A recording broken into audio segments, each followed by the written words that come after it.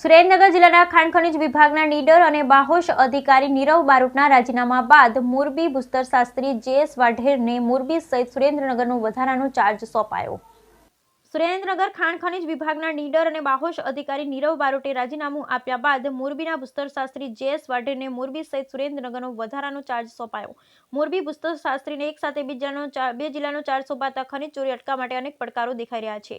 સુરેન્દ્રનગર જિલ્લામાં 2 વર્ષથી કડક છબી ધરાવતા ભૂસ્તર શાસ્ત્રી નીરવ બારોટે અત્યાર સુધીમાં સૌથી વધારે દંડ કર્યો, સૌથી વધારે વસૂલાત કરી, સૌથી વધારે ખનીજ ચોરીના કેસો કર્યા અને અગાઉ ખનીજ ચોરી કરેલા ઊંડા કૂવા બુરાણ કરવા સહિતની કામગીરી ચાલુ રાખતા ખનીજ માફિયાઓમાં ફફડાટ વ્યાપી ગયો હતો। પરંતુ તેઓના અચાનક રાજીનામા બાદ જાણે ખનીજ માફિયાઓની દિવાળી આવી હોય એમ ડર વગર ખુલ્લેઆમ ખનીજ ચોરી શરૂ કરી દીધી હતી।